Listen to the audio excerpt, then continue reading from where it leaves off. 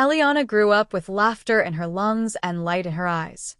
She was curious, fearless, and wildly creative, always in my closet, draping fabric over her tiny shoulders like royalty. "Mommy," she once said, age 5. "How do you make magic out of clothes?" I knelt beside her, smoothing a silky scarf over her head like a crown. "Because I believe in what people can become, not just what they wear." She smiled, not fully understanding, but something sparkled in her. Even at 5, she carried the boldness of women who had once been broken but chose to rise. Gerard was there for every dance recital, every scraped knee, every school art show where Eliana's paper dresses made teachers laugh and cry. He still lived separately, a few streets away. We were friends now, gentle, thoughtful, deeply respectful friends. He loved Eliana fiercely and showed up for her in every way he never showed up for me. But one evening, when Eliana was 8, she asked, "Why don't you and Daddy live together like my friend's parents?" The room fell silent. I tucked a strand of her hair behind her ear. Because sometimes people love each other better from a little distance. And that's okay. It's not about how close we live, it's how well we love.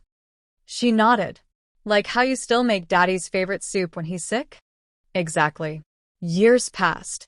My brand, Ellie J, expanded globally. My name, once whispered in gossip, now headlined in magazines. Eliana often came with me on trips. She watched me sign deals, speak at events, and lead teams with grace and fire. I taught her what I had learned too late. Never shrink yourself to fit into someone else's comfort zone. And never let anyone else define your worth. Gerard, too, evolved. He ran a foundation in Eliana's name, funding programs for women who had endured emotional abuse and betrayal, silent prisons, like the one I once lived in. He often told the press he learned what love meant from the woman who walked away so she could survive. Sometimes I caught him staring at me across rooms, soft and bittersweet. Not with expectation, but with respect. With a quiet, lifelong apology. Then came Eliana's 16th birthday. She stood tall in front of a room filled with people, fashion moguls, philanthropists, our family, and gave a toast none of us saw coming. "My mother is the strongest woman I know. She taught me to stand even when it's hard, to love without losing myself, and to never be afraid to start over. My father didn't always get it right, but he changed. He worked. And now, he's the kind of man I hope to meet one day, if I ever fall in love. But this year, I want to give them both something." She walked to a covered frame at the corner of the hall and pulled the cloth away. It was a painting, hand-drawn, vibrant, beautiful. It showed a woman, head held high, a baby on her hip, fire in her eyes. Behind her stood a man, slightly blurred, not because he was unimportant, but because he was still learning how to support her without dimming her light. And at their feet was a little girl with a crown of thread, sewing stars into a dress made of dawn. Gasps echoed. Gerard wiped his eyes. I couldn't breathe.